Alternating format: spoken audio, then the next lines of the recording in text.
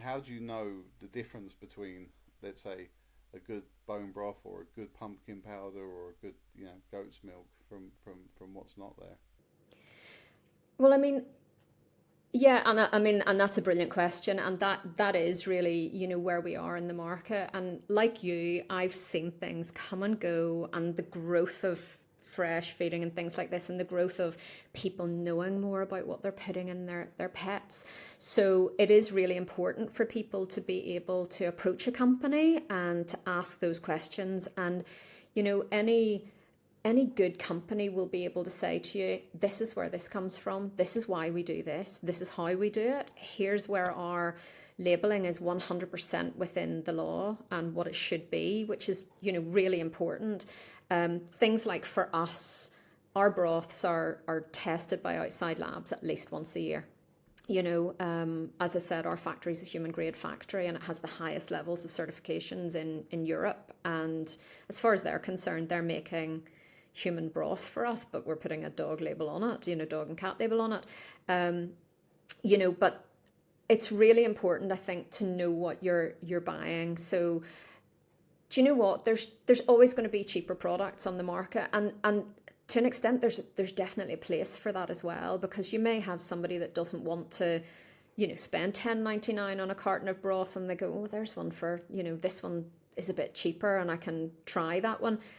But they'll maybe try, and then they'll try yours the next time that they know that product's it's working, and they want a more concentrated or a better one. So ours would be pretty concentrated. Our collagen levels are very, very good. Everything, as I say, is analysed within an inch of its life. We can tell you anything about our product. With regard to, a lot of these products that you're talking about, like, we've brought on our supplement range now. We came out of a non-compete at the beginning of the year. So we've quite quickly expanded our range up because of that. And I had these things sourced a year and a half, 2 years, earlier, but we just couldn't launch them because we were only allowed to do bone broth for those first 2 years.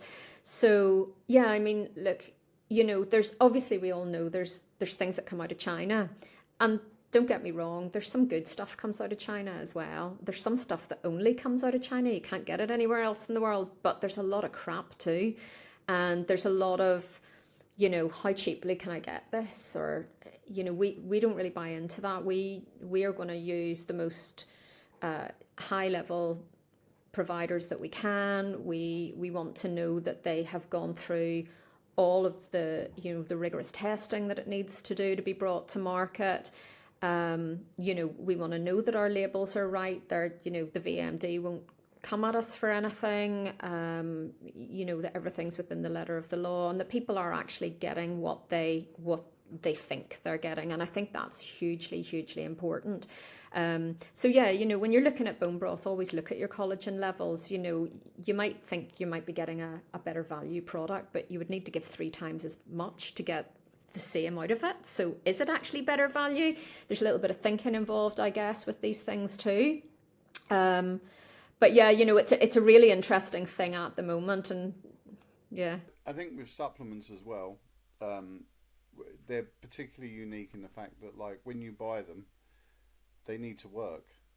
You need to buy things that are actually, like, specifically good, and I think that's the thing, is that you can maybe have just good enoughs with certain things, like maybe your dog food, maybe your puppy pads, or a toy or a treat. That could be a just good enough sort of thing. But if you're people who invest in supplements, you invest in a supplement because you want it to do a specific function, and if you don't see a benefit from that specific function, then you actually end up in a situation where you blame the supplement type as a whole, rather than actually saying, well, this brand is like you say, if you're buying a bone broth and it's 3 times less potent, then you're put the same on as, let's say, one which would work, then you're going to have reduced results, and therefore you're going to think you're wasting your money. And I think it's an important thing, I think, for consumers to understand, but also retailers when they're stocking products to understand. Is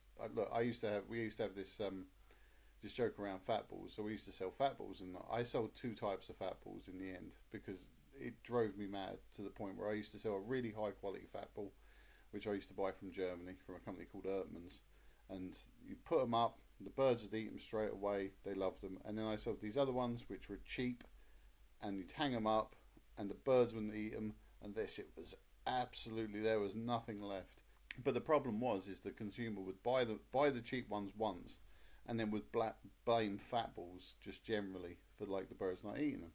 And so, but I used to say to people like, look, you can either buy the ones that people are going to come back for, or buy the ones you'll sell them once and they'll never buy them again. And go, yeah, but they're cheap.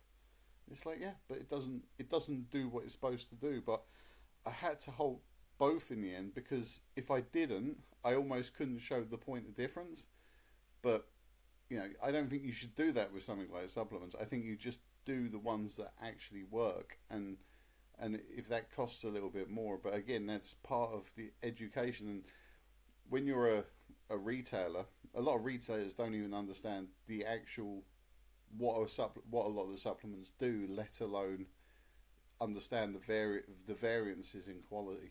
No, you're 100%, you're on the money there. I mean, that is the thing, and it is all about education. And as a company, I always say to new customers that come along, if you want to have a Zoom call and a bit of training with me on the product, that's no problem. And actually quite a lot of people do want it.